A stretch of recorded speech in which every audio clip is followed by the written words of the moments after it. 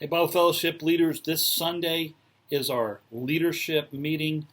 5 p.m. We're going to be in the atrium of the Rock, and we're having a cookout, just like we did last year, the year before. It's kind of a yearly thing we do at the beginning of the summer. We're going to be cooking hot dogs. We're going to have watermelon, and this is a chance for you to bring all of your leadership together, especially if you've just recruited some new leaders.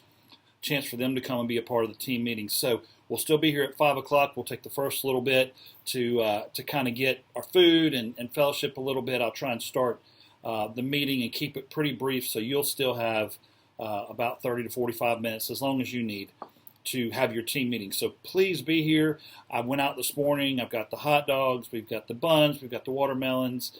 I got chili being homemade cooked. It's going to be fantastic. So anyway, make sure you guys are here. Make sure your people are here. It's going to be great. And we'll be in the Rock at 5 p.m. And if you get here a little bit early, we might start a little bit early. Okay? Leaders that are teaching this week, Jeremiah 12. What a great passage. Jeremiah is struggling with the question that all of us have struggled with at some point and probably will struggle with in the future. And that's, God, why am I trying to lead a life that follows you, but it seems like the wicked are prospering? And that's where Jeremiah is. And God is right there with Jeremiah. And he basically gives him the same thing that Paul tells us in Romans chapter 12. As much as it depends on you, Jeremiah, you do what I tell you to do, and I'll take vengeance on the evildoers. You don't take vengeance. I'll take vengeance on the evildoers. Eventually, I will do that. Jeremiah, you just be obedient.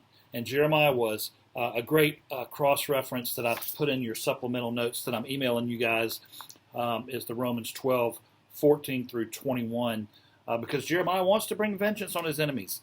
And God tells Paul and God tells Jeremiah, hey, listen, God takes vengeance. Remember when Jesus said, love your enemies, do good to those who persecute you. A second thing that's really cool in this lesson, you probably have already picked up on this, but when God specifically in verses 14 through 17, it's actually outside of the text, but I want you to look at it. The last 14, 15, 16, 17, God says that Gentiles are going to come to him eventually.